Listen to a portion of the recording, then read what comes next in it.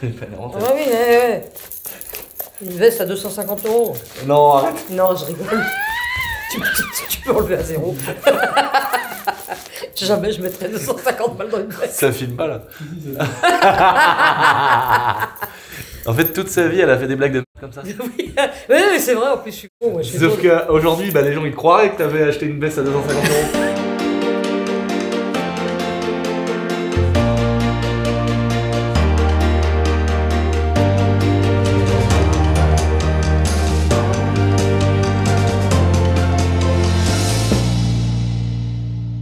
Bonjour à tous les amis, j'espère que vous allez bien. Aujourd'hui, une petite vidéo qui a été beaucoup réclamée sur les réseaux sociaux. Quand est-ce que tu vas nous parler de Nat? Eh ben c'est aujourd'hui. C'est WAM. Nathalie, bonjour. Ah, Bonjour. faut essayer de dire le moins de gros mots possible, Nathalie, parce que sinon on est démonétisé. Oh, bah c'est pas marrant. Bah là, il y a eu un bip juste avant.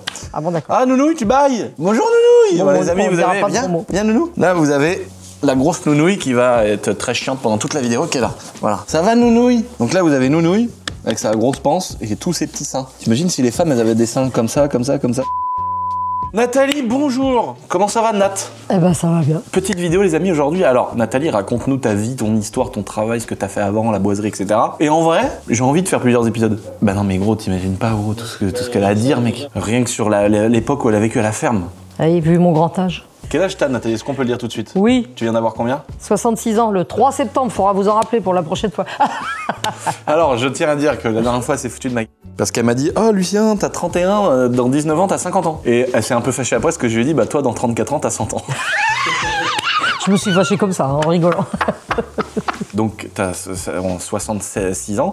C'était sympa de le rappeler pour que les gens comprennent que t'es né en 59. Donc, 1959, les gars, c'est quand même un monde qui n'a rien à voir avec aujourd'hui. Bah oui. Et ce qui est génial, et nous, avec Khalid, on rigole parce que ma mère, elle a une façon de voir les choses que je trouve, avec laquelle on adhère à 2000%, mais qui a quand même rien à voir avec le monde d'aujourd'hui. On va rentrer direct dans les sujets qui sont compliqués, qui vont ressortir sur TikTok, évidemment. Mais aujourd'hui, en fait, la France, c'est un peu comme certains pays. Par exemple, tu peux penser au Maroc ou des choses comme ça. Toi, t'as l'impression que la France, c'est le Maroc, c'est la France il y a 30 ans, quoi. Ouais. 30-40 ans. Ah, oui. Les femmes, elles sont à la maison, elles font à manger. Mais oui. Le mari ramène l'oseille, etc. Ah, mais moi, quand j'étais petite, c'était comme ça. Ouais, et c'était normal. Les quoi. femmes travaillaient pas et on trouvait ça normal. Ce qui est drôle, c'est qu'aujourd'hui, t'as toujours un peu cette vision-là. On va venir tout de suite après sur le travail, les amis. Mais ce qui est ouf, c'est que c'est à un point où c'est pas juste. Parce qu'il y a eu plusieurs mondes. Il y a la femme qui malheureusement subit. Et toi, fais la cuisine, ferme ta gueule. Ouais. Tu vois? Et le mari, il rentre, il est bleu, il est. Ouais, les tu pauvres, vois ouais. Des pauvres femmes, attention. Ouais, c'est. Ouais. On ne dit pas qu'elles n'ont pas souffert.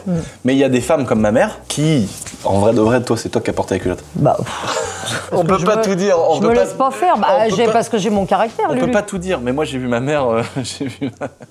Combien de fois je l'ai vu se battre? Je me défendais. Non, mais attention, il y a rien qui peut te poser de problème. T'as toujours répondu devant la justice. Oui. Donc je sens rien de voilà. Mais combien de fois j'ai vu ma mère se battre? J'ai été plus souvent la chercher en garde à vue qu'elle est venue me chercher en garde à vue. C'est pour remettre le contexte, que là il y a plein de choses nous qu'on explique à nos amis, etc. qu'on dira pas sur internet. Mais ma mère, ça fait partie des très rares femmes qui ont des vrais gros. Non mais c'est vrai, chérie, toi t'es un bonhomme. Dans la rue, quand il y a une embrouille, et que ce soit mon père ou des beaux-pères, parce qu'il y en a eu une liste incroyable. Bah. J'ai pas réagi, oui. Non mais j'ai eu 2-3 beaux-pères peut-être dans toute ma vie, parce que tu t'es séparé quand même assez tôt avec mon père. Oui, j'en ai eu 2 après, tiens. C'est toujours toi qui t'es battu dans la rue. Oui, bah oui. Sans dire que c'était pas des bonhommes, hein. Mais c'était parce que c'était des agressions, hein. C'était des gens aussi qui venaient. Oui, mais ce que je veux dire, c'est que souvent une gonzesse, elle se met en retrait, le mari, il apprend, et sauf que moi. Non, moi je me mets pas en retrait. Moi, dans toutes les fois de ma vie où j'ai vu des gens casser des pots de fleurs, le pauvre Géranium qui a rien demandé, qui s'est retrouvé sur la gueule. Toute ma vie, toutes les expériences que j'ai, de voir quelqu'un braquer des gens avec une arme, casser un pot de fleurs sur la tête à quelqu'un, casser des chaises sur la gueule d'un mec et tout. Mais c'est ma mère en fait, c'est pas des mecs. Mais ça, on n'en parle pas sur internet parce que tu sais, c'est comme de dire, je l'ai déjà dit plein de fois qu'on a vécu en mobil-home, etc. Parce que notre vie, elle est vraie. Genre demain, il y a personne qui va sortir une vidéo en disant la boiserie, les faux concours, ils volent les gens. Il y a personne qui va sortir une vidéo en disant c'est pas vrai, c'est un menteur, c'est un héritier, son père. On voit des commentaires comme ça, mais je veux dire, il y a pas. Nous, on vit pas dans le stress, quoi. Vous voyez ce que je veux dire? Parce qu'on raconte notre vraie vie. Mais on n'a pas non plus envie de de dire regardez, on était dans un mobil-home, regardez comment aujourd'hui, machin. On n'a pas envie de faire ça, mais par contre, quand on nous pose la question, on répond, on donne la vérité. Et on le dit pas trop sur le sujet de ma mère, parce que c'est vrai qu'il y a des gens qui pourraient penser qu'on raconte, qu'on exagère, qu'on fait les brigands, etc. Mais c'est la réalité. Ma mère, elle a vécu dans un monde. Ah oui. Toi, c'est.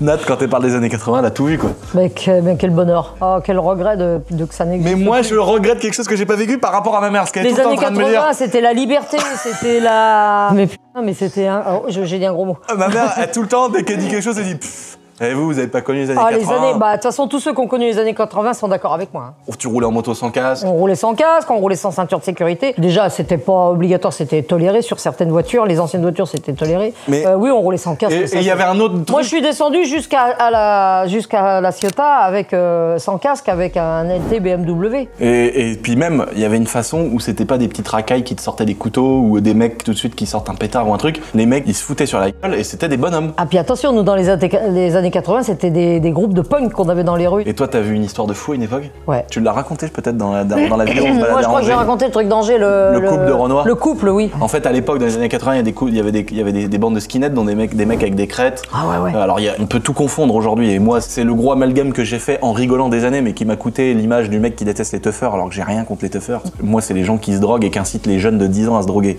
Ce qui n'est pas forcément... voilà, on sait qu'il y a de la drogue dans les teufs, mais on va pas revenir sur le sujet. C'est que j'ai fait l'amalgame comme un gogol, et parce qu'on s'en foutait, je pensais pas que ça allait me donner l'étiquette du méchant par rapport aux teufeurs. Mais en gros, à l'époque, il y avait des vrais skinheads avec des bombers, des rangers. Que ça. Et ils sortaient le soir pour casser la gueule à des... Ben ouais. C'est ça, hein? Ouais. Mais c'est pas un petit peu, c'était vraiment la mode. C'était la mode, ils allaient place de la Rochefoucauld. Et donc, il y a cette fameuse histoire que tu nous as racontée plein de fois, où t'as vu un couple. Et là, en fait, le mec, il a... Mais il avait rien fait de mal, il avançait tranquillement avec sa femme. Et moi, je me rappelle, je sortais de chez le dentiste, donc je les croisais. Et il y a toute une bande de skinheads là, qui est arrivée. Enfin, toute une bande, ils étaient 5-6, quoi. Ça fait déjà une bande. Sans savoir pourquoi, ils lui ont foncé dessus et ils ont mis la main au cul à sa gonzesse et tout. Et là... Oh bah les gars, là, ça a été un éclair, mais plus beau que dans un film. Il a défoncé les skinheads. Il devait être haut dans un sport, tu sais, de combat. Mais alors, c'est parti dans tous les sens. Blablabla. Bah, mais moi, je te dis, ça a duré une fraction de seconde. Tout le monde était à terre. Mais t'as pas envie de partir, tu vois. Je suis resté, j'ai regardé, j'ai dit, c'est quand même pas vrai. Et le mec, il a récupéré sa femme et il est reparti tranquillement. Génial! Pas en courant, rien du tout. Hein. Et elle attendait à côté de moi, elle savait, elle savait ce qu'allait se passer. Comme toi sur la Z4 à la pompe? Ah bah oui, j'ai continué à mettre de l'essence, ouais. Quand j'ai vu que t'avais le dessus, j'ai dit, allez, j'en mets de l'essence. Bon, on s'égare un petit peu, les amis, mais vous voyez des anecdotes comme ça, on en a 1 milliard à raconter. Les amis, petit cut dans cette petite vidéo. Hyper important pour nous. Dites-nous si vous voulez qu'on fasse d'autres vidéos avec Nat sur plein de sujets différents, comme ça, où on parle un peu de tout, où il y a un fil rouge, peut-être où est-ce qu'elle a été en vacances et dans quel pays du monde elle a été, etc. Ça peut être très intéressant. On peut aussi mêler la grand-mère dans les histoires de guerre qu'elle a connues, parce que elle a vécu la Seconde Guerre mondiale vraiment de manière un peu hardcore, la grand-mère, et elle est là, donc on a quand même un puits de richesse et d'histoire à la maison. Et est-ce que vous voulez qu'on fasse un épisode comme ça avec Ralid? Parce que Ralid, quand tu le vois, c'est le petit rebeu sur sa motocross avec ses TN et sa sacoche. Mais le mec, il a bac plus 32, les gars. Oui. Il parle 7 langues. Oui. Et il me fait penser à mon daron. Nous, on les voit, ces gens-là, comme des gens intelligents. Pourquoi nous, on est comme ça?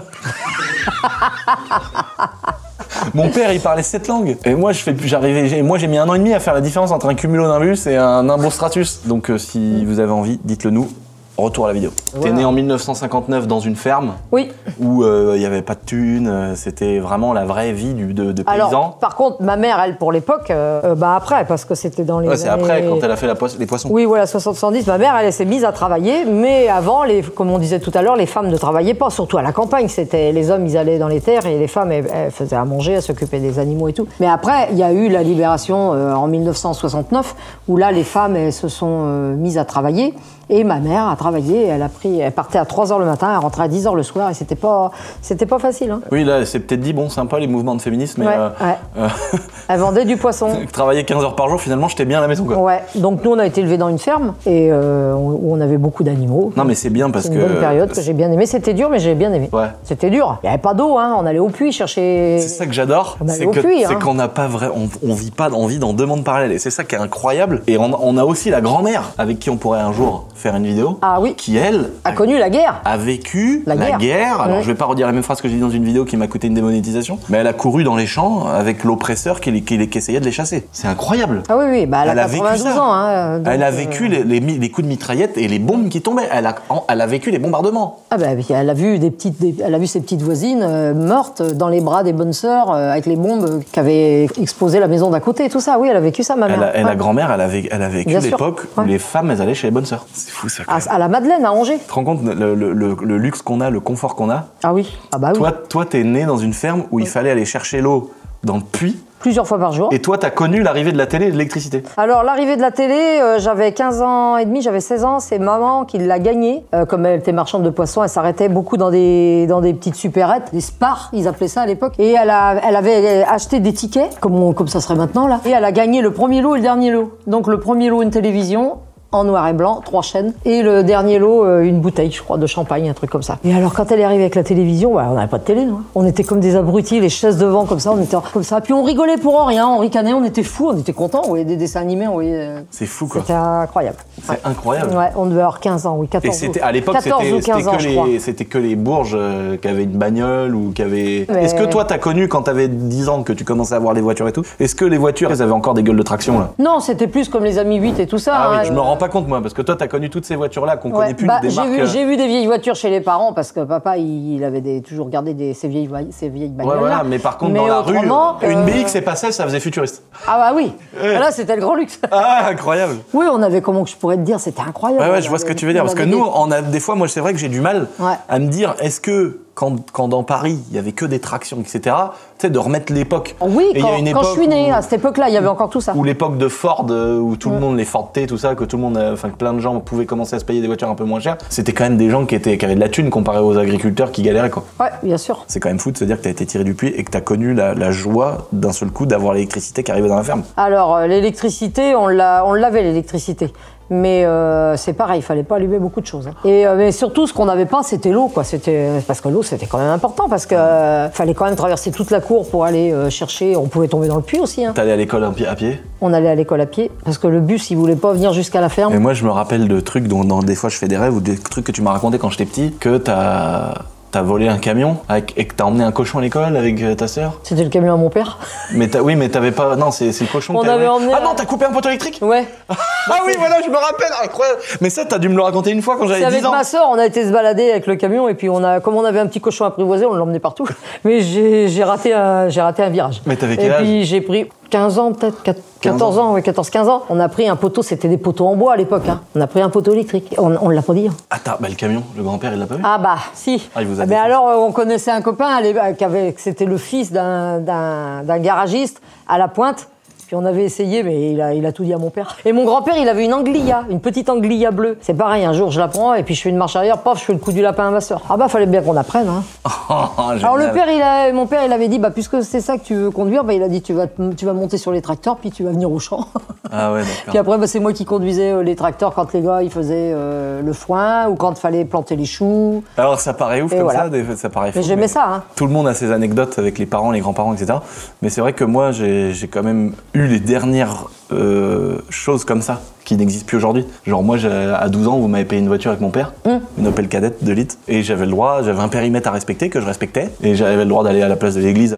J'avais le droit d'aller dans les chemins et tout, et nous on partait en bagnole parce que vous m'aviez offert ça pour mon anniversaire, et je me rappelle d'un truc lunaire où il y avait mon père à la table, et là, et ma mère qui a dit « Ouais, il voudrait une voiture ». Et mon père qui dit « Mais il va avoir 12 ans ».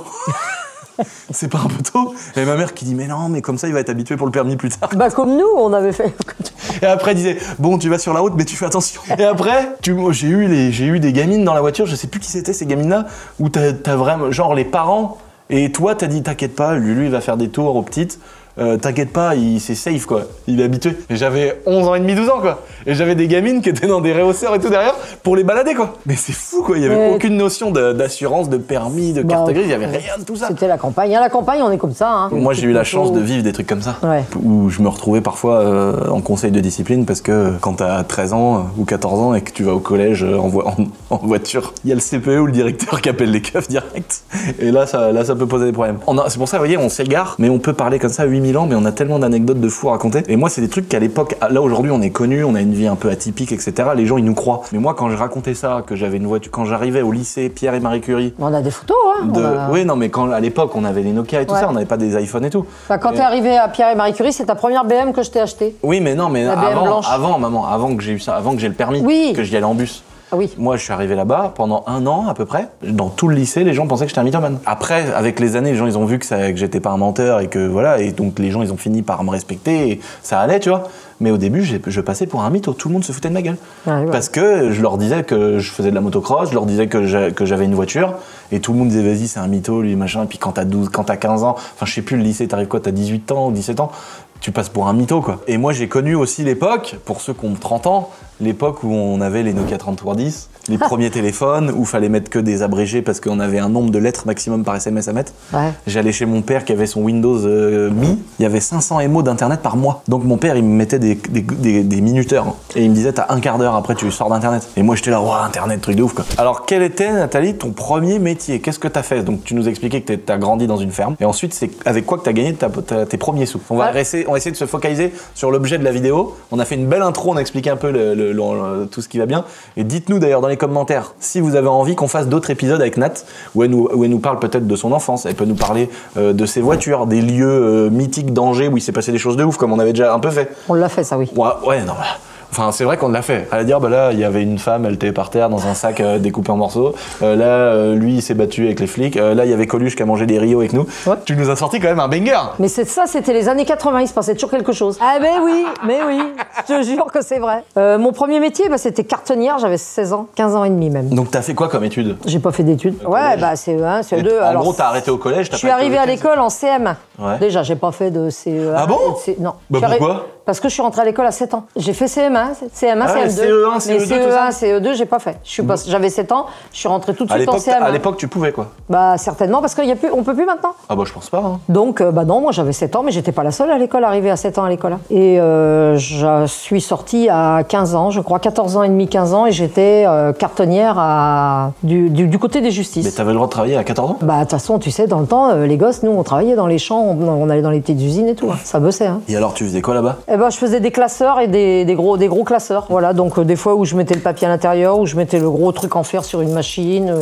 Excellent. J'ai fait ça pendant 1 an ou 2. Et puis après, j'ai fait beaucoup...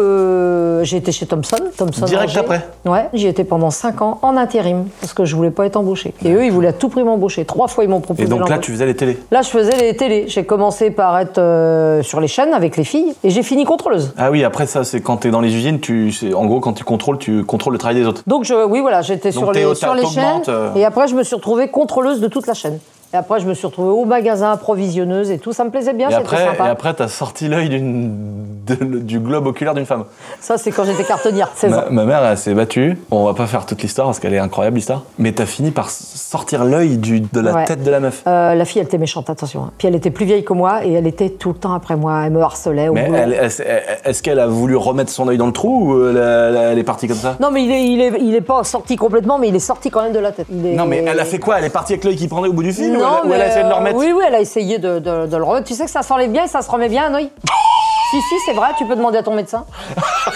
Je te jure que c'est vrai. Bah, mon médecin, c'est ton médecin? Oui. Non mais elle est partie comment? Moi c'est ça que je me dis, comment l'autre quand elle s'est rendu compte que l'œil il pendait. On nous a séparés et puis voilà quoi, elle est partie je pense à l'hôpital, je sais plus parce que moi Oh la sensation, tu te bats quelqu'un. Le doigt, j'ai rentré mon doigt dans l'œil, mais il fallait que j'y pense. Parce qu'elle était tellement plus vieille que moi et tellement méchante, et elle me harcelait depuis presque 1 an. Hein. Elle était toujours en train de me faire des guet-apens, des croche-pieds, des ceci, des cela.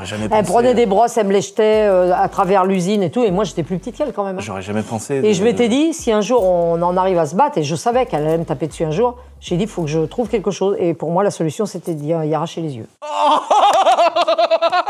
C'est horrible! Ben non, mais oui, mais tu sais que pendant que j'essayais d'y attraper l'œil, l'autre main, elle m'a mordu, mais elle m'a tellement mordu qu'elle en a coupé la vague. Elle est arrivée jusqu'à l'os. C'est Kill Bill, la vidéo? C'était pas une histoire... Moi, j'ai vu ça que dans Kill Bill, où ils sortent les yeux, ou je sais pas quoi. Attention, mon gars, hein, je vais te dire un truc, à cette époque-là, ça rigolait pas. Hein. C'était du côté de Trélazé et tout, les filles, elles étaient aussi méchantes que les gars. Hein.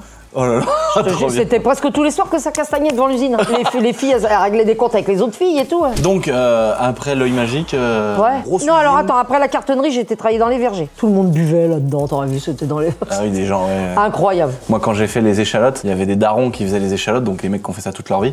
Et les mecs, ils avaient leur petite fiole.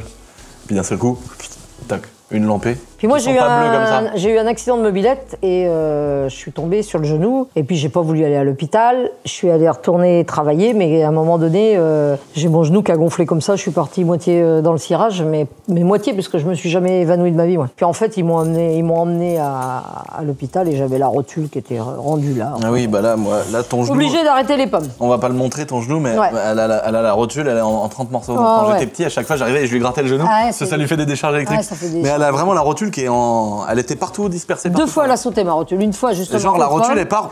Ouais. Et une autre fois, quand je travaillais à Thomson. J'étais avec ma moto, avec ma 1100, là. On sent Virago. Et je pars sur du verglas, moi, bah.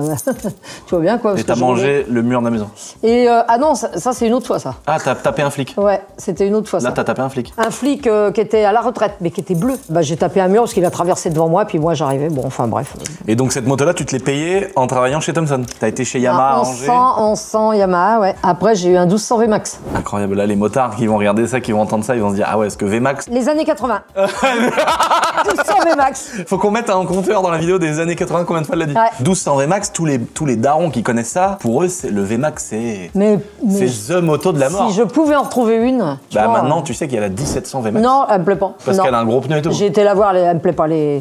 C'est celle qui me plaît, Bon, c'est s'il la y en a 1200. un qui a un 1200 VMAX, qui a très peu de kilomètres, je l'achète tout de suite. T'as eu plusieurs motos, t'as eu un 1100. Ouais, j'ai eu un 1000 Tom 4. Ça, bah, c'est vraiment la première moto avec laquelle j'ai roulé. Je suis parti à Beaufort-en-Vallée Ça, le jour pour de vous- mon permis avec. Pour vous donner un ordre d'idée, les J'étais gars. couché sur le réservoir. À l'époque, aujourd'hui, il y a beaucoup de ZX10, de Honda CBR, tout ça, c'est des 1000. À l'époque, c'était des grosses bécanes. Ah oui, la 1000 Tom 4, À elle l'époque, était quand énorme. t'avais un 1200 VMAX, une 1000 Tom 4, c'était de la vraie grosse bécane de ouf, lourde. Ouais. Et toi, t'as jamais été grosse, quoi. Ah non, C'est-à-dire que j'ai t'as toujours été comme ça. Pour tenir Je fais le l'équilibre même avec poids des depuis grosses l'âge de 19 ans. Et c'est marrant que t'aies conduit des énormes bécanes comme ça, c'est Ouais, génial. sans Permis Virago. moto avant le permis voiture aussi. Oui, ah bah oui, le permis voiture, je l'ai passé au moins 10-15 ans après. Sachant que moi, quand j'étais petit, elle roulait déjà en voiture en fait. Elle a roulé 15 ans sans permis. C'est ouf ça. Elle partait en Espagne. Parce que voilà, toujours pareil, c'était les années folles, tu faisais un peu ce que Ouais, tu les voulais. flics ils disaient rien quoi. Non, je te dis, avec papa, on est descendu à Ibiza en 1000 LT sans casque tous les deux. Non mais en voiture. Moi, je suis parti avec la GS, pareil, en Mais Espagne. les gendarmes, les policiers, quand ils t'arrêtaient sans permis en voiture, tu disais quoi? J'ai jamais eu de problème, jamais. C'est fou ça. Et Maintenant, pourtant, t'es en tôle, quoi. quand je suis rentré d'Espagne avec la GS, je suis tombé en panne de batterie et c'est un camionneur qui m'a prêté une grosse batterie de camion. Ah, Et c'est la- pas lui que t'as défoncé? Et le coffre, le capot, il était comme ça. Ah oui, la Ça se batterie. voyait, ça se Bah oui, voyait. une batterie de Et je- camion. Et je roulais comme ça. Mais c'est pas. Ah non, c'est pas lui que t'avais tapé là? Non, bah, je l'ai pas en tapé, fait, j'ai mis un coup de casque. Tu vois bien, quand un camion, déjà les camions c'est dangereux. Non seulement il me coupe la route, il m'insulte, il me klaxonne et il me colle au cul après à la moto. Bah, Ah, ça arrêté sur l'autoroute. Après, faut quand même comprendre qu'à un moment donné, même si on n'est pas sanguin, à un moment donné, Ah bah non, t'es pas sanguin. ah, toi. c'est énervant quoi. Donc je me suis arrêté. Et j'ai été à son Très camion. calme, très, et très lui, calme. il a cru que j'allais y parler. Bah, j'ai mis un coup de tête avec le casque. Et les gens après, mes potes et tout, ils se Mais disent. j'étais jeune, Moi je leur dis, les gars, j'étais- c'est moi le calme de la Si, famille. j'étais jeune. Moi je suis calme, je suis tranquille. C'est vrai je que suis t'es un mec calme, toi, par posé, rapport à moi, hein. Posé. Et les gens se disent, mais tu nous mens. Tu Mais tiens je dis, ça de les gars, ton vous père. connaissez pas ma mère. Toi, Moi, t'es- mon t'es travail calme. aujourd'hui, les gens ils pensent que je suis youtubeur. Moi, mon travail aujourd'hui, je vais vous le dire, je dois canaliser cette personne qui est à côté de moi. Je dois la canaliser. Parce que là, Ça, c'est vrai. elle tape dans le volant du Ça, Brabus. c'est vrai, je me mords les doigts. Elle met des droites dans le volant du Clash. Ok. Elle casse le volant et tout, elle veut le casser. Je dis, oh, Des fois, oui. détends-toi. Ouais, c'est vrai que je suis On nerveuse. n'est plus à découvert, on va pas mourir cette nuit, on doit pas dormir chez quelqu'un d'autre, on peut manger demain, tout va bien. Je suis une coléreuse. Ah bah Ça, je non. tire ça de mon père. Ah bah non. Et du coup maintenant quand il y a d'autres gens, quand je vois d'autres petits conflits, d'autres petits trucs, je suis là, oh les gars, j'arrive, donc très technique, sortir une petite blague drôle, une petite blague un peu grasse, un peu beauf, ça détend l'atmosphère, les gars on va pas se battre, tranquille les mecs, ok, cool. Et moi j'ai fait ça toute ma vie avec Nat. Les gens ils savent pas. Non. Ouais, mais enfin, quand t'étais petit, regarde, il y a le type qui avait failli te taper dedans avec la voiture. Ah non, mais à un moment donné, on est des mères, faut réagir, quoi, aussi. Ah oui, oh là là. Voilà. Oh les Parisiens, elle a démonté 4 Parisiens. Et moi j'étais tout Bah, petit. un surtout. Ah ouais, mais les autres qui étaient J'en derrière. pleure tellement je rigole. Ah ouais, je la vois, elle se bat avec 2 mecs qui arrivent. Et à l'époque, t'avais 45 ans. Et Ouais. les mecs, ils disent, ouais, toi la vieille.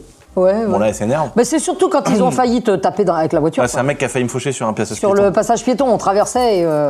Et ma mère, je la vois, Ouais. elle prend son trousseau de clés et elle met 2 clés entre chaque doigt. Bah, quand et le t'es mec, une il femme, faut arrive, des astuces, et le hein. mec, il arrive, et ma mère, elle lui parle pas. Oh, et le mec, tout la gueule en sang, le t-shirt déchiré en deux. Le t-shirt, il Le avait un t-shirt- jabot. Le t-shirt Il avait un déchiré jabot. en deux comme ça. et la gueule en sang. L'autre, il a pris une patate avec toutes les clés. Ouais, mais il m'en a mis des patates, hein. Et je la vois, elle s'énervait. Il avait une bague, il m'a mis des coups de poing dans la tête. Elle mettait les clés, mais sauf que le bonhomme... Il me bombardait. Descendu, hein. le mec, il a tapé sur ma mère comme un bonhomme. Il est arrivé, bon, il a pris la première patate et après il a tapé. Ouais, mais après. Mais comme un bonhomme. Mais il l'aurait tué. Ouais, mais je me suis pas laissé Moi, j'étais faire. petit, je pouvais rien faire. Je jetais des galets sur la voiture. Il y avait un parterre de fleurs devant Hyper U avec des galets. Je jetais des galets. Et ils avaient des potes à eux qui se cachaient derrière la voiture tellement ils avaient peur. Ouais. Enfin bon, voilà, on a encore raconté une histoire alors qu'on avait dit qu'on parlait. Et après, on est rentré dans le restaurant.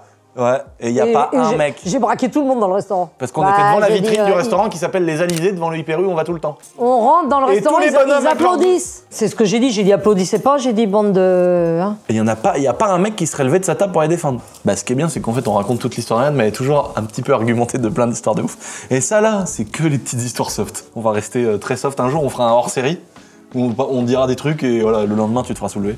Et... De toute façon, j'ai pas de honte du tout, puisque les gardes à vue et puis toutes les bagarres, c'est toujours des gens qui venaient vers moi et qui m'embêtaient. Comme là, le mec a failli te renverser, le type dans la rue qui vient, qui t'agresse. Donc je marche la tête haute. La fille qui avait vidé une bombe lacrymogène quand j'étais petit dans le siège passager. Ah ouais, aussi ça. Super. Bon, là, on va pas la refaire, on va pas la raconter la vie, mais mais quel âge j'avais? J'avais 6 ans. 5 ans, 5-6 ans. Ouais. 5-6 ans. Il y a une meuf qui était à 1 mètre du passage piéton, donc pas sur le passage piéton. Ma mère, elle passe avec la 505, diesel. Ouais. Et la meuf fait des signes, ma mère elle recule, elle lui dit qu'est-ce que t'as, toi, Elle tape sur le capot, un grand coup. Et l'autre, elle sort de son truc. Ouais, je baisse ma tête, je dis qu'est-ce que t'as? Mais moi, je suis passager. Et la dame, elle est là. Ma mère, elle est là. La dame, elle est là. Moi, je suis là. Elle sort une bombe lacrymogène, elle me la vide dans la gueule à moi. Elle voit le petit quand même dans la voiture. Elle la vide dans la gueule Elle vide le truc dans la bagnole, mais lui, il était là, juste là. Donc on part à l'hôpital, traitement, mais tu te rappelles comment que j'ai ramené la voiture? J'étais comme ça avec les yeux. Elle voyait plus rien et tout. J'essayais d'en ouvrir un, d'ouvrir l'autre pour ramener ma voiture parce que je m'étais dit, il y a mon gamin, il va étouffer quoi. Et là, le soir, on sort de l'hôpital, mais le soir, on est ressorti au moins 17-18 heures. Donc à la fin de la journée, les têtes toutes rouges. On passe sur une route. On remonte la rue de la Révélière pour rentrer. Elle a croise qui sort d'une boulangerie. Je vois pas la fille qui sort de la boulangerie. Elle a mis un coup de volant, elle a traversé la 2x2 voies, elle a monté sur les terre-pleins, elle a tapé le nez de la caisse dans le mur pour la bloquer, elle est descendue, et là, on peut pas dire ce qui s'est passé. On peut pas dire ce qui s'est passé. En fait, elle avait acheté une baguette, elle l'a jamais mangée. Bon, on va pas, voilà. Donc, Thompson, après Thompson, tu vas travailler où? J'ai été chez les Compagnons du Devoir, bon, ça, je savais pas. à côté de la piscine de Mon Plaisir. Si, bah, ça, je cuisinais. D'accord. J'étais faire de la cuisine, et puis après, j'ai fait beaucoup d'intérim. Alors, tous les petits tafs, on va pas revenir dessus, parce que t'as travaillé aux impôts à une époque. Oui, bah, je faisais de la cuisine. Tu faisais de la cuisine. T'arrivais en Audi R8. Bah oui, parce que À l'époque, j'avais 20 ans. C'est la fameuse histoire où j'ai fait 15 000 crédits, j'ai vendu des 500 CR, des machins, et j'avais mon Audi R8 que j'avais fait en covering doré. Donc ma mère, faut se dire qu'elle est arrivée au centre des impôts. Pour eux, pour les mecs des impôts... Je préparais à manger et je les servais. T'étais la serveuse, quoi. Ouais, voilà, c'est ça. Et t'arrivais en Audi R8 doré. D'ailleurs, ils sont venus me dire... Comment ça se fait qu'on n'a pas pris une fraude? Il m'a dit, Nathalie, tu pourrais pas venir avec une autre voiture, qui m'a dit... Et donc tous ces petits tafs là, on va pas revenir dessus parce que c'est pas des trucs qui ont changé ta vie, qui t'ont marqué, c'est plein de petits boulots que t'as fait. Je me rappelle d'une longue période où t'as fait les vendanges, t'as castré les maïs, tu faisais les pommes. Ouais, j'ai fait les pommes surtout. Je me rappelle, moi j'ai vu des années ma mère avec des bottes en caoutchouc, avec 4-5 paires de chaussettes, un sac plastique. Des sacs plastiques parce que j'avais les pieds gelés tout le temps et le plastique et les bottes et ça tout. réchauffait. À genoux toute la journée en hiver et tout. Oh, t'en as chié, mais ouais, j'en ai chié, ouais. T'en as chié à mort.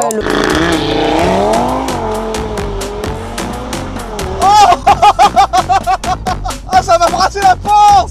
Les amis, il reste plus qu'une semaine pour participer à ce petit concours où tu gagnes une RS6 C8 750 chevaux Millennium et la RS3 545 chevaux du Seigneur du chef Hugo le Monteur.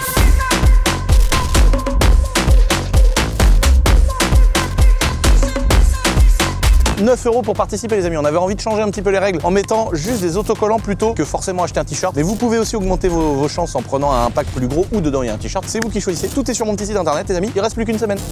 C'est quoi les tafs les plus marquants que t'as fait? Marquants, tu veux dire qu'ils m'ont plu ou qu'ils m'ont pas plu? Bah d'un sens ou de l'autre. Bah celui qui m'a plu le plus c'est quand je faisais mon canage.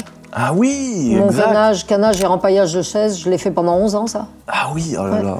Et alors ça, moi je me rappelle d'une anecdote là-dessus. J'aimais bien. Donc t'as été faire une formation. J'ai été pendant 2 ans faire une formation à mon compte. Et donc c'est moi qui me payais mon essence et tout ça pendant 2 ans. C'était pas du paillage et du canage mécanique, c'était du manuel, du vrai manuel, voilà. comme ils faisaient les vieux à l'ancienne. J'avais à Cholet un maître d'apprentissage et j'allais tous les jours. Et tu faisais ça vraiment. Et pendant que bien. j'allais tous les jours là-bas, bah, j'avais pas d'argent qui rentrait. après. Et donc, ça voulait dire que le soir, je faisais du paillage et du canage pour, le canage, c'est vraiment pour un très beau. antiquaire. Mais je me tapais des heures, mon gars, parce que dans la journée, il fallait que j'aille apprendre à Cholet et le soir, il fallait que je fasse de travail. Ouais, je me rappelle. Et j'ai travaillé aussi pendant 11 ans pour un antiquaire que j'adorais beaucoup, qui est décédé Donc maintenant. lui, c'était quand tu faisais le ménage ou c'était pour du canage pour lui? Alors lui, je faisais en plus le ménage de son magasin d'antiquaire et je faisais son canage et son repaillage. Et- Alors le ménage, c'était une histoire d'une heure ou deux, parce Ouais. qu'il avait un très grand magasin. Et après, j'attaquais du canage et du repaillage Et je me pendant des heures et rappelle, des je me heures. rappelle que tu as fait un canapé en canage. Ah oui, Donc le canage, les gars, je sais pas, pour vous donner un ordre d'idée, une chaise normale, c'est combien d'heures? c'est Assise et dossier.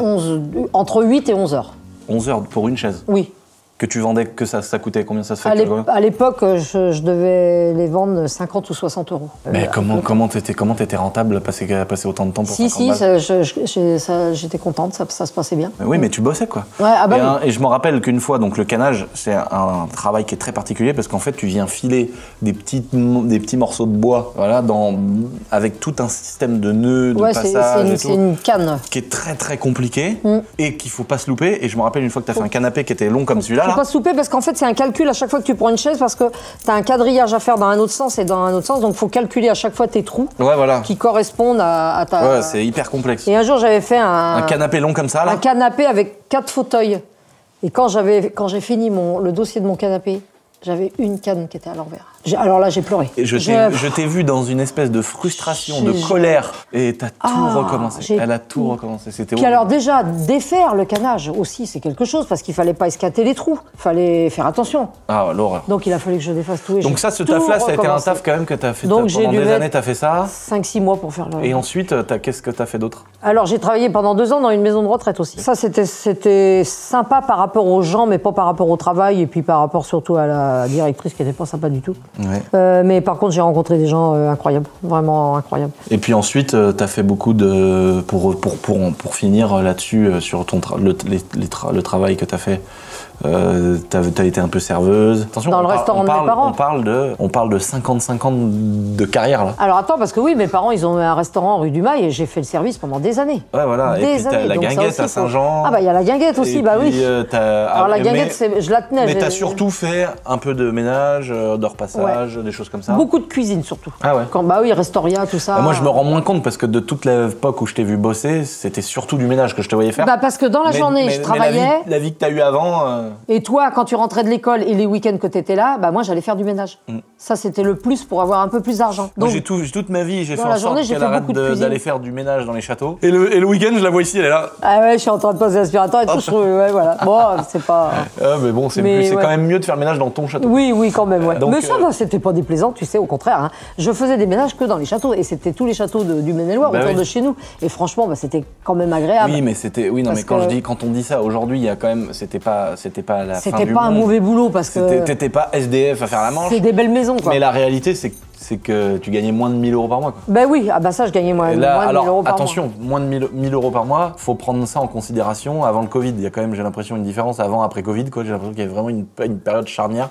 Et encore quelques années avant, c'était quand même mieux. Tu faisais plus de choses avec 1000 euros, mais c'était même pas ça. Quoi. Moi, toute ma vie, je t'ai vu, si tu me dis si je me trompe, mais gagner entre 700 et 900 euros par mois. Quoi. Oui, c'est ça. Toi- Donc j'étais bien obligée d'aller le week-end faire des ménages. Et toi, dans ta tête, est-ce que Pour, tu avais. pour faire des cadeaux, mon chéri. Bah, alors, ce qu'il faut savoir, c'est que moi, j'ai quand même été un gosse pourri gâté, malgré ça. C'est-à-dire que ma mère, elle a été une extrême bonne gestionnaire de finances.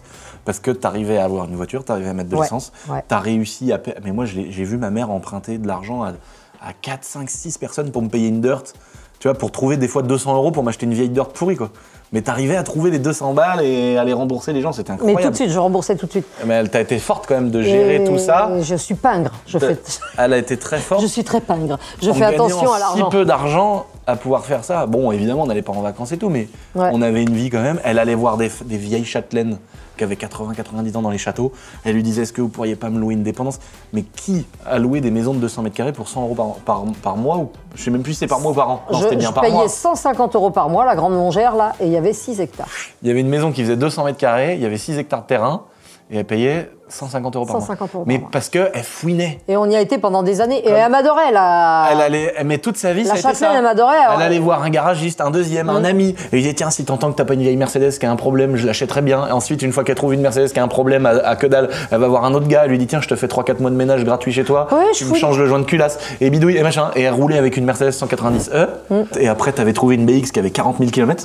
Mais que du bouche à oreille, aller chez les gens, mettre un coup de ménage Mais en disant, je fais je toujours cherche comme une ça. voiture et machin. Oui, je sais. Je fais toujours comme ça, Oui, mais avec faut tous les être bibelots fort. que je trouve dans la, Mais c'est dans la fort. propriété. et Oui, tout. mais tu te rends pas compte. J'adore non, ça. Qu'avec J'adore 700 balles par mois, tu m'as donné une enfance qui était plutôt confortable, même si on n'était pas dans le luxe. J'ai eu tout ce que je voulais. J'avais quand même. Il n'y avait pas beaucoup de gosses qui avaient une Ah, dirt on quand était ils pas- avaient 10 ans. On n'était pas malheureux. Quand t'as 10 ans, t'as pas beaucoup d'enfants qui ont une petite moto. Quoi. Alors on était à la campagne, c'était facile d'en faire. Mais c'est ouf ce que t'as réussi à faire avec si peu. Bah parce que je te dis, parce que j'étais pingre. Oui, je sais, J'étais mais quelqu'un non, mais de puis pas non. radine, Non, mais pingre. bonne Je fais- non, mais je fais pas attention, bonne quoi. gestionnaire. Oui, voilà, je faisais Et très donc, très attention. on arrive dans le vif du sujet jusqu'à ce que tu fais aujourd'hui. Ensuite, comment ça a commencé pour ceux qui connaissent les vidéos depuis longtemps, je vais faire un petit résumé assez court. Moi, dès que je gagnais des paliers de 1000 €, je commençais à gagner 1000 balles tous les mois. J'étais content, je vivais de YouTube. Quand j'ai gagné 2000 € par mois, à l'époque, j'avais même pas d'entreprise et tout, donc c'était un peu à l'arrache, on savait même pas qu'il fallait faire une boîte et tout. Dès que je gagnais 2000 balles par mois, je me disais, bah tiens, je peux donner 1000 € à ma mère, elle arrête le ménage. Donc c'est là que je t'ai sorti de la maison de retraite, en disant à ma mère, écoute, j'ai 3-4 mois d'avance, tu peux sortir et gagner l'équivalent de ce que tu gagnes aujourd'hui, mais par contre, on travaille pour nous, pour notre délire, la boiserie, tout ça. Donc tu commences à travailler avec moi. Oui, Une fois que j'ai gagné 3000 €, il y avait 1000 € pour moi, 1000 € pour toi. oui. Et après, enfin, il n'y avait même pas 1000 € pour moi quand tu es Non. venu. Ouais. En fait, je dis une bêtise parce qu'à l'époque, je générais 1000 €, mais moi, je gagnais rien. Oui. Et je vivais sur les motocross que j'achetais, que je rénovais, que je revendais. Ouais. Et donc, on a commencé comme ça.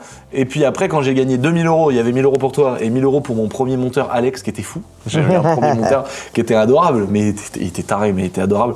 C'était fou, j'avais pas d'entreprise. Je gagnais 2000 € par mois. Et j'avais un monteur. Gros. Je faisais tout dans le désordre. Mais on a tout essayé, quoi.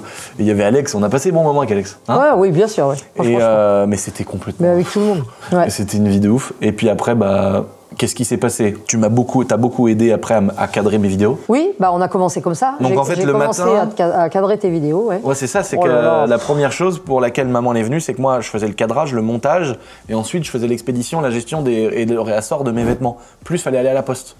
Et donc, à un moment donné, je m'étais dit, bah tiens, moi, pendant que je vais pouvoir me concentrer sur le montage et les vidéos, et toi, tu vas me donner un coup de main quand j'aurai besoin pour tenir la caméra, Oui. et tu pourras faire les colis. Et alors, je me rappelle au début, tu m'as dit oui, tu vas rechercher les clients sur l'ordinateur et tout. Et puis je t'ai dit, bah, j'y arriverai jamais.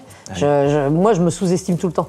J'ai dit, j'y arriverai jamais, Lulu, je vais me perdre dans l'ordinateur et tout. Moi, l'ordinateur, à part aller sur Facebook. Bah, à l'époque, elle est quand même quand t'as jamais trop été sur un ordinateur de ta vie.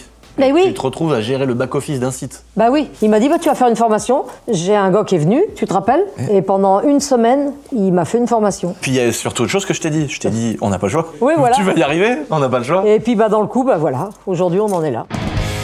Bah là, t'as résumé très vite quand même. Mais... Non, mais... J'ai fait ma formation, j'en ai refait une deuxième après quand il y a eu Colissimo qui est venu parce qu'il y avait une machine à étiquettes. Oh, mais ça, c'était et tout. plus. Ça, c'était Voilà. quand tu commences à avoir des étiquettes. Mais c'est que ça après, commence, c'est après ça. Je me suis quand même fait bien avoir quand même sur ce coup-là parce que au début il m'a dit oh tu vas m'envoyer des petites enveloppes et tout. Puis après bah, en fait Lulu il faisait tout, ses vidéos, ses montages. Fallait voir les nuits qu'il y passait et tout. Et dans le coup bah, moi je me suis retrouvée à acheter. Toi t'achetais les fringues. Moi, je les recevais, je les emmenais au flocage. J'avais pas de tableau à Excel, j'avais une feuille où je tirais des lignes dessus. Et puis je Ouais. mettais Sweet Boiserie rouge, t-shirt noir avec le logo blanc, et je mettais S, XL, tac tac, et je faisais des petits traits. Et c'était mes feuilles de réassort. Voilà. Et là, je me plantais dans mes calculs, je me disais, mais par rapport au stock qu'on a, Oh là là. ce qu'on veut et ce qu'on a vendu. Oh, des fois, ouais. Et mec, je me disais, oh là là, je me suis trompé de 30 €. Et mec, on n'avait pas de trésor, gros. On avait 300-400 € devant Ouais. nous. On avait 300-400 balles devant nous. Et dans le coup, bah après, moi, je récupérais la marchandise, je l'emmenais au flocage, je la récupérais du flocage, je préparais mes enveloppes, je remplissais mes enveloppes, après, je chargeais la bagnole, les BX et tout, et j'allais à la poste passer des heures avec Avec le misogyne. avec un mec qui était con et qui me recevait toujours mal et qui me demandait toujours ma carte professionnelle Ma mère, tous les jours. Ma mère, elle y allait des Tous fois. les Des fois, elle y allait jours. 2 fois par jour à la poste. Vous Et avez il disait- votre carte Il disait bonjour, carte professionnelle, s'il vous plaît. Bah, j'y viens tous les jours. En lui quoi. disant, mais ça y est, tu nous connais, gros, tu vois. Tu nous connais. Et Enfin, il bref. disait bonjour, bah c'est là la queue, faites la queue. Alors que normalement, tu fais pas la queue, tu j'ai dit, déposes ton carton. J'ai dit, je suis pro. Et tous les jours, il fallait dire ça. Et quand je venais, moi j'arrivais, je disais, mec, arrête ton cinéma. Ouais. Non, mais il n'y a pas de souci. Il n'y a pas de souci qui disait. Mais je l'ai braqué plusieurs fois. Une fois, je suis passé derrière le comptoir et tout, j'ai fait un au Schmitt encore. Mais c'est lui à l'époque, il y a 15 ans, 20 ans maintenant, où au comptoir, il a coupé ta carte. Il a dit, vous avez qu'à gérer vos finances. Et il a coupé ta carte bleue comme ça. Et ma mère, elle était en pleurs parce que on était interdit bancaire, quoi. Et ça m'a. Ouais. De la voir en pleurs et de voir le qui a coupé la carte, vous avez qu'à gérer vos finances. Espèce de fumier pourri, frère. On était dans la merde, gros. Comment tu veux gérer les finances, toi, quand t'es dans la merde? Et puis même, il y a des gens qui n'ont jamais été à découvert de leur vie. Ouais. Mais quand ceux qui ont connu le découvert, mec, quand t'as 44 € qui tombent, et puis tu rembourses pas ton découvert, et t'as re-44, et 44, et accumule d'agio, et bam, et bam, et bam. Et quand le salaire il tombe, tu payes que les intérêts de la banque. Mais c'est une horreur, mec, de sortir de tout ça. Donc franchement, ces gens-là là, qui prennent du plaisir à couper la carte devant les autres, c'est pour t'humilier. Oh. Ouais, c'est des mauvaises périodes de la vie, ça. Mais bon, après, voilà, c'est passé, n'en parlons plus. Je ne fais plus partie de cette banque-là, évidemment. Hein. Bah oui, puis lui doit voir nos vidéos, ou il doit te voir en fait. Ah, mais non, mais j'ai. Là, tu dois te voir aujourd'hui. Je leur ai carrément dit que je quittais ça à cause de ce comportement. Bah normal. Donc. Non, mais nous, on n'est pas des. La roue elle tourne dans la vie, il faut faire attention à ce qu'on fait et ce qu'on dit. Hein. Voilà. Voilà. On n'est pas là pour dire voilà, mais là c'était pas en mode misogyne machin, tu sais, de faire les féministes, mais en vrai de vrai, c'est un mec qui avait un problème contre les femmes. Oui, il avait quelque chose. Ouais. Tu peux, c'est enfin, malade. Après, on a bien bossé quand même tous les deux. On est passé de ma chambre, on était dans le laboratoire du grand-père en dessous. Oui. Et puis là, après, tu as commencé à me tenir la caméra. Et là, après, j'ai eu le premier monteur. Voilà, c'est ça. Et donc toi, tu t'es consacré, parce que ça se développait, évidemment, on parle de ça, mais ça, on vendait de plus en plus. Donc tu as commencé à gérer un petit stock. Ah oui, ça a été vraiment une période intense. Parce que je me rappelle, on avait réussi à aller en vacances. Pour filmer à Las Vegas. Ouais. Et je m'inquiétais, je m'étais dit, oh là là, je vais jamais y arriver quand je vais rentrer. Et on avait bien fait de s'inquiéter parce que quand on est revenu, c'était la merde. Et quand on est revenu, j'ai cru que j'allais piquer une crise de nerfs tellement que j'étais débordé de commandes. Ouais. Je savais plus comment faire. Bah, le problème, c'est qu'on gérait tout seul. Donc ensuite, on s'agrandit. Toi, tu commences à travailler un peu plus sur les vêtements, le stock. Et puis, on arrive à un moment où on crée Essentiel Airsoft. Oui. Où là, toi, au départ, tu gères rien. Après, on arrive à saturation à la maison. Donc, les palettes dans le grenier. Moi, dans ma chambre, il y avait toujours la partie montage vidéo et tout. Dans le sous-sol, les vêtements, l'expédition. Donc, on commence à avoir des palettes partout. On s'en sort plus. Ah oui. Et on commence à être 4, 5. Il y avait Hugo, Lucas, 5. On arrive, on est 5 quoi, dans la maison. Et là, je trouve, enfin, j'arrive à faire un crédit. Une banque me dit oui. Et j'achète à 146 000 € le hangar, notre premier hangar. Ouais. Et là-dedans, après, j'ai refait plein de travaux, j'ai isolé, j'ai fait plein de trucs. Et là, donc, on arrive, et toi, ton taf, déjà, on arrive dans un endroit où on a de l'espace, on peut faire du stock, on commence à avoir une vraie petite entreprise. Et tu commences tout doucement à gérer du monde. Oui, je commençais tout doucement à gérer du monde, mais j'étais surtout dans mes envois, à fond. Et un jour, on fait un concours, et là, j'y arrive pas.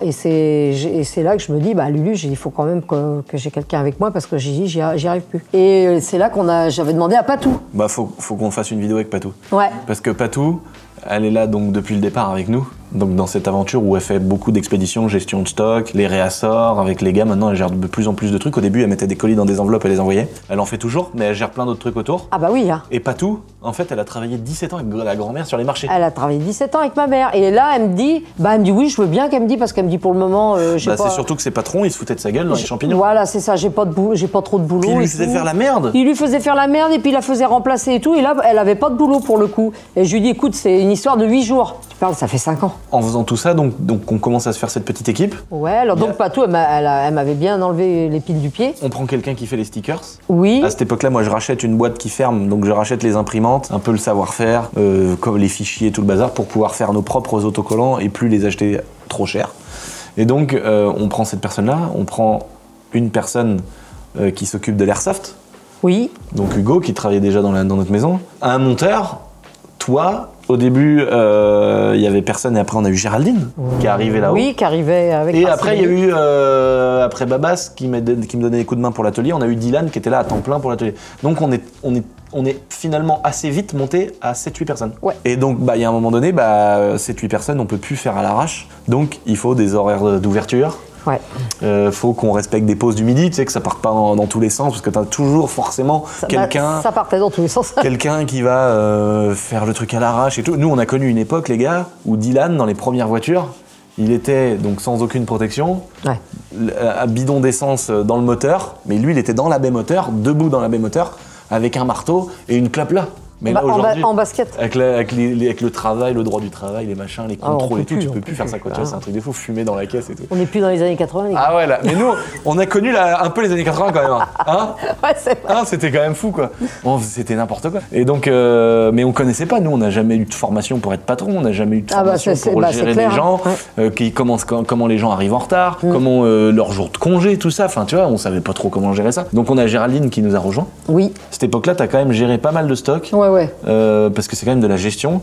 T'as géré aussi pas mal de réassorts de commandes. Les expéditions, t'en faisais toujours un peu. Oui. Et puis, t'as dû gérer tout le personnel. Parce que quand même, cette personne, c'est une petite équipe, mais il fallait gérer les gens qui arrivaient, les gens qui repartaient, les congés, les machins, que les gens s'embrouillent pas entre eux, etc.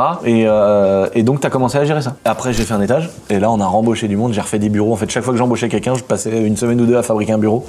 Et donc, après, tu gérais aussi ces gens-là pour toute l'intendance, le travail, les vacances, le machin. Donc, tu as eu vraiment c'est venu naturellement, parce que nous, on était tout le temps en train de tourner. Donc moi je pouvais pas gérer les vacances, les trucs des gens. Donc t'es devenu tout doucement la responsable du personnel quoi. C'est ça, c'est le poste vraiment que j'ai aujourd'hui en fait. Voilà. Et oui, aujourd'hui tu fais plus du tout d'envoi. Plus du tout d'envoi, je suis que responsable du personnel. Ouais, c'est vrai qu'en vrai dans ma tête non, je fais plus du tout d'envoi. Mais ici t'as continué à en faire un petit peu. Après bon, il y a eu là on résume vite. Mais après on a pris Betty. Ouais. Donc c'est là que ici, moi parce qu'à l'époque dans la transition, on a eu assez de sous. Alors je parle pas de la somme pour acheter un château, mais de quoi convaincre une banque de nous prêter assez d'argent pour acheter ce petit château. Et c'est là qu'on a dit on va s'installer ici dans toutes les dépendances du château et se faire un environnement YouTube, etc. Et là, au château, on a repris du monde encore. Oui, et c'est là que Betty elle est arrivée aussi aux envois, et c'est ce qui fait que moi ça m'a libérée. En fait, elle a un peu pris ma place, et moi ça m'a donné beaucoup plus de temps pour m'occuper vraiment du gars du BTP, les gars du garage. En fait, là maintenant, moi je suis vraiment qu'à m'occuper du personnel, des postes, du travail le matin, de les diriger là, les envoyer là. En fait, là, son taf d'aujourd'hui, gérer tous les gens qui viennent au château, parce que maintenant, ça dépend entre les chantiers, les gens qui sont sur les chantiers ou pas, mais on est entre tout le temps 30 et 40. Ouais. Et donc, c'est toi qui gères que les gens sont là le matin, quel véhicule ils doivent prendre. Je gère tous les chantiers. En tout, il y a 15 sociétés. En fait, ici, on a tous les sièges sociaux de nos 15 boîtes. Et donc, t'as des gens qui vont prendre un camion pour aller sur le chantier. Voilà, c'est ça. Parce qu'on a des bâtiments ou des maisons ou des trucs ou des chantiers à droite à gauche. Donc, toi, tu vas gérer, tiens, lui, il prend le Vito pour aujourd'hui. Tiens, lui, il prend le camion, lui, il prend le tractopelle. Voilà, je gère les chantiers, savoir s'ils sont terminés, le matériel qu'il faut acheter, les entreprises avec lesquelles on travaille. Je gère aussi toutes en fait, t'as vraiment plein de casquettes, parce que quand tu vas t'occuper un petit peu comme un maître d'œuvre, de vérifier que les commandes sont arrivées, les palettes de machin, que l'autre avec la pelleteuse, il est pas en train de tirer quelqu'un avec un snowboard sur la Loire, qu'il y en a pas un qui est dans le poulailler en train de chercher les œufs de la souris ou je sais pas quoi. On a eu des trucs comme ça, des trucs de ouf. Et donc tu gères tout ça, donc un peu maître d'œuvre, tu vas sur les chantiers, vérifier que les travaux avancent, que les gars ils ont bien le matos qu'il faut, négocier des choses avec certaines personnes, des problèmes, parce qu'en fait on se rend pas compte, mais dans tout ça, c'est aussi une montagne de problèmes qui arrivent. Mais on l'a voulu, attention, on se plaint pas. Et en plus de ça, tu vas gérer les associations aussi. Tout, là j'en ai encore eu hier. La partie sponsoring. Oui, tout ça, oui. Donc en fait, on n'en parle jamais parce que on n'en fait pas la pub ni rien, mais on sponsorise énormément de personnes dans plein de domaines différents. Oui, ça c'est moi qui m'en occupe. On a des trucs très marrants comme les boîtes à savon, on a les tracteurs. Et on peut le dire d'avance, il y a plusieurs personnes tous les ans qui sont avec le 4L Trophy, donc ne vous embêtez pas de faire un truc, parce que je pense que depuis des années, c'est le truc qui revient le plus. Je dois en avoir 5 que je sponsorise quand même. Ouais, mais on en a, mais des mails, t'en as plus que 5 par jour. Ah bah oui. Mais ne vous embêtez pas à nous l'envoyer, parce qu'il y a déjà des gens sur 2-3 ans à l'avance qui nous les on les a pris sur 2-3 ans, oui, c'est ça. Donc, mais il y a plein, il y a des gens qui font de l'UFC, il y a des gens qui font du foot, il y a des gens qui font du motocross avec le magasin de moto, qu'on sponsorise, mais on va du sponsor tout simple où on va payer un covering sur une voiture jusqu'à payer une saison de motocross avec la moto, le camion, etc. Voilà, on a vraiment fait des trucs très larges et plus ou moins engageants. On fait beaucoup de cadeaux aussi aux associations, les badminton, les handicapés qui font du handball. Non, comment ça s'appelle? J'en ai fait, tu te rappelles, c'était une de mes premières vidéos sur YouTube pour ceux qui étaient là à l'époque. Oui, t'es en fauteuil roulant basket. C'est non, ça s'appelle comment? Du hand, je sais plus quoi. Mais c'est un truc de bourrin, mais j'aimerais trop en refaire. Donc tu t'occupes de la partie, on va dire, sponsoring, la gestion des chantiers de notre boîte de BTP qui te prend beaucoup de temps aussi. Et puis après, des petites choses, par exemple, des petites choses, des petits soucis arrivés pour tous les magasins. Des fois des histoires de contrats de travail, de congés, d'absence. Oui, tous les congés, les absences et tout, c'est moi qui gère. Le médecin, les problèmes, les arrêts maladie, etc.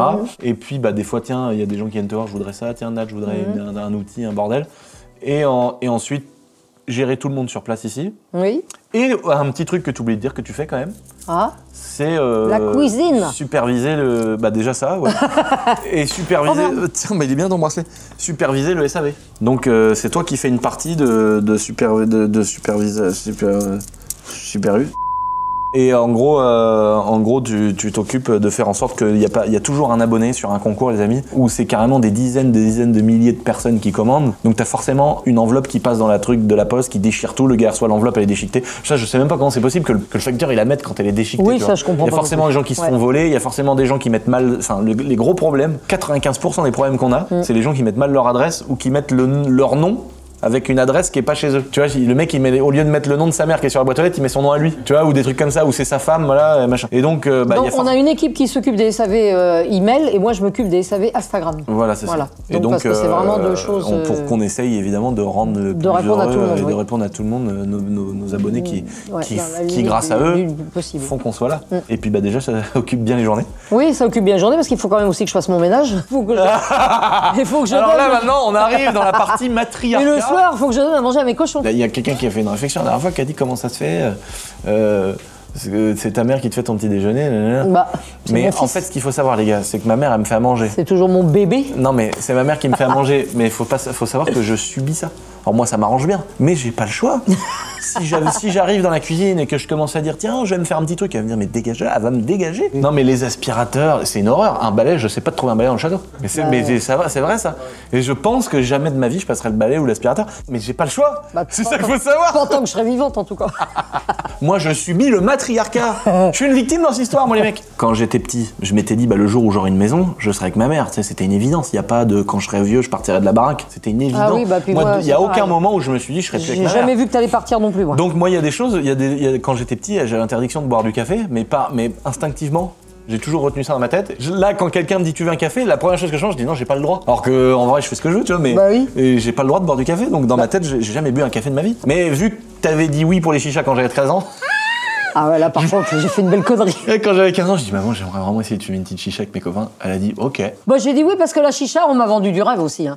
On m'avait dit mais oui, t'inquiète pas, dedans c'est de la mélasse, c'est de la vapeur d'eau et tout. Puis je m'étais dit c'est pas dangereux. Peut-être que tu t'es dit qu'en faisant ça, il allait pas fumer les cigarettes. Il aurait pas le vice d'aller fumer des pétards en cachette. Et moi, vu que ma mère, elle m'a dit fais ce que tu veux, bois de l'alcool, fume des pétards. Mais sache que je serais extrêmement déçu. J'ai dit je serais tellement déçu que je pleurerais jour et nuit. Moi, quand ma mère elle m'a dit qu'elle allait pleurer jour et nuit et qu'elle serait extrêmement déçue de savoir que j'ai fumé en cachette, mais dans ma tête c'était hors de question. Quand les gens ils me disaient ouais essaye un pétard et tout, mais j'étais un malade toi. Et il y a jamais eu de vol d'argent, j'ai jamais eu de truc. Et j'ai toujours respecté ce qu'elle m'a dit, mais par contre j'avais le droit de faire beaucoup de choses, tu vois. Donc c'était vraiment une éducation parfaite. On s'est toujours fait énormément confiance. Quand j'avais une mauvaise note, j'allais l'appeler en cachette dans les toilettes en lui disant, je m'excusais presque en pleurant des fois, en te disant que j'avais eu une mauvaise note et toi, tu me disais que c'était pas grave. Je te disais, c'est pas grave, ça sera mieux la prochaine fois. Jamais j'aurais pu te dire, ouais, tu te rends compte, tu vas prendre une douille ou c'est cela. Mais je pense que j'ai réussi à bien t'élever en te parlant comme ça. Oui, mais il y a eu quand même. Oui, mais par contre, faut quand même dire la vérité, t'as pris quand même une part de risque. Parce que moi, dans ma tête aujourd'hui, je me dis que c'est impensable que quand mes gosses ils auront 11 ans, je leur achèterai une voiture en te posant avec ton mari à table en te disant, ouais, est-ce que c'est raisonnable? Et mon père qui dit, c'est quand même pas raisonnable à 11 ans. Et puis toi, tu dis, oui, mais il a quand même besoin d'une voiture. Et moi dans ma tête, on a été élevés comme ça. Mais moi dans ma tête, je me dis c'est impossible que je dise à mes gosses. Enfin si, en vrai c'est possible, mais dans le monde d'aujourd'hui ça paraît fou quoi. Ah dans le monde d'aujourd'hui oui. T'as pris quand même le risque que j'aille me mettre des cuites en cachette. J'ai pris le risque peut-être pas parce que j'ai vu quel enfant que t'étais aussi. Parce que depuis que t'étais tout petit, on se faisait tellement confiance. Tu faisais tellement des choses, même tout petit à 5 ans. Je me rappelle 5-6 ans que t'allais sur les marchés. Je me rappelle t'étais tout petit, t'avais été géré une toupie bébé. Monsieur, tu lui as dit mais non la toupie elle marche pas, tu dois me la rembourser et tout. Je m'étais dit mais il est incroyable. Je me rappelle toujours aussi quand on avait été à la foire exposition à Angers avec papa et que t'avais été voir le type qui fait ce que fait Yann aujourd'hui. Je me rappelle très bien. Et t'as parlé avec le mec pendant des heures et tu expliquais tout. Et papa, il est rentré, il m'a dit mais ton fils, il a dit des trucs que j'ai pas pu le suivre et il savait tout sur les petites voitures. Papa, il en revenait pas ce jour-là. Il faut savoir c'est que quand mon père avait son Windows Me et 500 MO, j'étais tellement passionné de modélisme. Comme aujourd'hui, je suis passionné partout. Là, il y a des abonnés, je vais vous faire peut-être une vidéo qui m'a envoyé des Action Man. Ouais, ça me rend ouf d'avoir des Action Man de l'époque et tout. Mais par exemple, mon tank, je sais pas s'il y a 2 heures dans ma vie où je pense pas au tank. Tellement ça me passionne, tellement je suis un enfant de me dire j'ai un tank. Là, je suis trop heureux de savoir que dans 2 heures, je vais le démarrer, tu vois. Pour une vidéo, je suis trop heureux, tu vois. Mais d'avoir des motos, des mobilettes, des vélos, du modélisme. Le modélisme, vous pouvez pas savoir à quel point ça m'a bouleversé quand j'étais petit. Ah ouais, mais. Je ne pensais qu'au modélisme, aux petites voitures, le fait qu'elles aient la coque démontable. Et des fois, j'allais dans les magasins juste pour les regarder. Mon père, il me rendait heureux quand il m'emmenait dans un magasin de modélisme, juste pour que je les voie. Parce qu'on pouvait pas s'en payer. Mais j'étais tellement heureux de savoir que le samedi qu'arrivait, on allait pouvoir aller les voir, les petites voitures. Ouais. Mais ça me rendait fou. Et donc, je regardais sur le Windows Me de mon père, les HPI Savage 25, à l'époque, c'était ça qui sortait. Et je voyais le Savage 25 et je regardais tout. Je lisais les fiches caractéristiques techniques, voilà. les composants des pneus, de la mousse qu'il y a dans le pneu, comment il est fait le cylindre, quel matériau, quel alliage. J'essayais de tout comprendre pour me dire, mais est-ce qu'un jour dans ma vie, j'aurai un Savage 25 ? Oui, mais tu vois, chérie, en tant que mère, en tant que maman, moi, quand je te voyais tout petit déjà réagir comme ça, voir ce que tu faisais, j'étais pas inquiète. Ouais. J'étais pas inquiète, je me disais, ça va être un bon petit garçon, il a des idées bien préconçues, et c'était pas le genre à se cacher avec des clopes ou des trucs comme ça. Comme ses copains qui faisaient ça, par exemple. Et quand j'étais en garde à vue tout le week-end, là, tu t'es pas dit, bon... Ah, mais c'était plus tard, ça. Non, t'étais un peu optimiste. Là, je te défendais, de toute façon. Hein. Ma mère, elle me disait... Je te défendais tout le temps. Elle me disait, tu l'as pas volé, ta moto. Tu fais rien de mal, fais de la moto. Donc moi, je me disais, ma mère, elle veut bien. Oui. Moi, je prenais une bécane de crosse. Et moi, quand j'avais 14 ans, t'as fait un crédit... Je me rappelle, t'avais emprunté de l'argent à la terre entière, tu m'as payé une 250 CR. Ça me rendait malade. C'était fou. Depuis que j'avais 11 ans, 12 ans, oui, mais je savais que rêvais d'une 250 CR de 94 de l'année de ma naissance. Je me disais, mais c'est pas possible, il y a des gens qui ont ça. Est-ce qu'un jour dans ma vie, si je réussis, j'aurai une motocross ? C'était mon rêve. Mais je sais pas, pour vous rendre compte à l'époque que quand je voyais quelqu'un qui avait une motocross, je me disais, mais ce mec-là, c'est Elon Musk, tu vois. Et quand tu m'as offert cette moto, je me rappelle, on a été chercher à Saumur. Ouais. Mais j'étais fou. Je m'en rappelle. Et du coup, c'était mon véhicule de locomotion. Et donc, j'allais au travail tous les jours avec ma 250 CR chez Ludo. Mais les flics, je les croisais, ils disaient rien à l'époque. Ouais. Au lycée Chevrolier en plein centre-ville d'Angers, j'allais à Chevrolier en 250 CR et j'allais chercher ma meuf là-bas. C'était normal. Ma mère, elle disait oui. Donc moi, j'y allais. Il y a les flics, pourquoi ils me font chier ? J'ai le droit, tu vois. En fait, on vivait la vie qu'on avait envie de vivre. Ils m'arrêtaient avec mon Opel à 11-12 ans. Ils appelaient ma mère et je disais, tu vas voir le sale gosse, qu'est-ce qu'il va prendre par ses parents ? Et que sa mère disait, oui, c'est sa voiture. Mais madame, vous vous rendez pas compte, vous êtes pas responsable. J'arrive. Qu'est-ce qu'il fout à la place de l'église avec une voiture ? Mais c'est le... Il a 12 ans, madame. Oui, bah alors quoi, il a pas le droit ? Bah non, il a pas le droit. Dernière petite question, Nat, très importante. C'est une question que moi-même, je me suis longtemps posée. Ah, oula. Comment ça se fait ? Est-ce que c'était une barrière psychologique que tu as eue de te dire que tu n'avais pas de toute façon assez d'argent pour acheter une maison ? Ou est-ce que c'était peut-être que t'étais pas si ambitieuse que ça par rapport au fait d'être proprio ? Ou est-ce que t'as quand même rêvé toute ta vie d'avoir une maison, que c'était quand même un objectif dans ta vie ? Ou est-ce que c'était même pas un objectif parce que psychologiquement que tu te disais que c'était impossible ? Alors, toute ma vie, j'ai rêvé d'avoir une moto. Toute ma vie, j'ai rêvé d'avoir un cheval. Toute ma vie, j'ai rêvé d'avoir une maison. D'accord. Toute ma vie, j'ai rêvé de ça. J'ai eu de la chance, j'ai pu me payer ma moto, j'ai pu me payer mon cheval, mais j'ai jamais pu me payer ma maison parce que je gagnais pas assez d'argent. Mais t'avais pas essayé d'aller voir des banques, des négocier ? Si, mais il me disait toujours de prendre la porte de derrière en partant. Oui, voilà, pas de CDI. T'as déjà été en CDI, toi ? Non. T'as jamais de ta vie été en CDI, c'est fou ça. Non, par contre, j'ai toujours travaillé. Bah oui, non mais ça on sait. Toujours travaillé. Mais c'est fou quoi. Ouais. Donc c'est-à-dire que t'as jamais... Alors bah c'est pour ça les banques T'as ne jamais faisaient cotisé pas... pour la retraite en fait ? Bah non, j'ai pas de retraite. Enfin, je veux dire si. Il y en a qui aimeraient bien l'avoir, celle que t'as. Hein. Si, non, mais je veux dire si, j'ai quand même le droit à la retraite puisqu'on l'a fait avec Géraldine. Mais j'ai un. Oui, mais maintenant, non, mais sans la boiserie. Ah bah sans la boiserie, T'avais le RSA quoi. J'avais un minimum vital, voilà, c'est ça. 400 €. Parce qu'ils te donnent quand t'es à la retraite et que t'as jamais cotisé quoi. Puisque moi. Bah la grand-mère qui a fait les marchés par exemple, 67 ans je crois de travail, de carrière. Bah oui. Elle a 400 € par mois. Bah oui, mais elle était commerçante. Elle a travaillé, mon gars, elle a payé des cotisations toute sa vie comme une malade. Et là, elle gagne 400 balles par mois, c'est une horreur ça. Ouais. Bon, bah c'est pareil, grâce à toi, elle est à l'abri. C'est moi la retraite, t'inquiète, Nat. Ouais, Elle avait une veste à 250 €.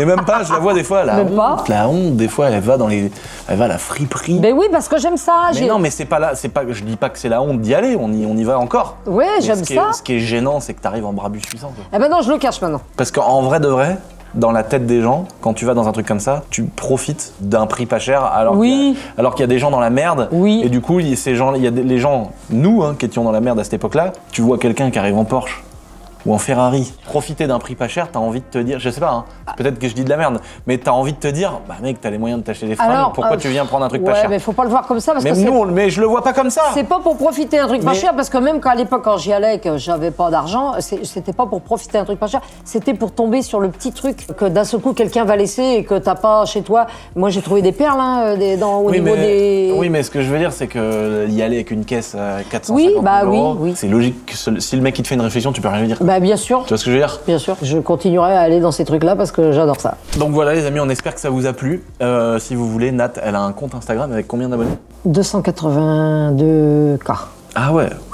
Attention, ça envoie. Donc si vous voulez aller voir, FSC vous vend des petits réels de cuisine, de bouffe, de choses qu'elle fait au château. Puis maintenant, il est certifié, j'ai une petite étoile bleue. Aïe donc, aïe aïe, attention les avant gars. je ne l'avais pas, donc il y a plein de faux comptes, tandis que maintenant, vous pouvez pas vous tromper. Et c'est bien monté, c'est bien fait, donc si ça vous fait kiffer les amis, allez vous abonner à son compte Insta.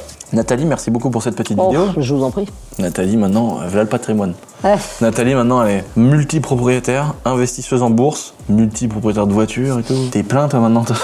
Bon les gars, n'oubliez pas de vous abonner sur cette petite chaîne. On est presque 500 000 les gars. Wow. Donc abonnez-vous. Donc c'est hyper important pour nous les amis. On vous fait des gros bisous et on vous dit Topette. topette.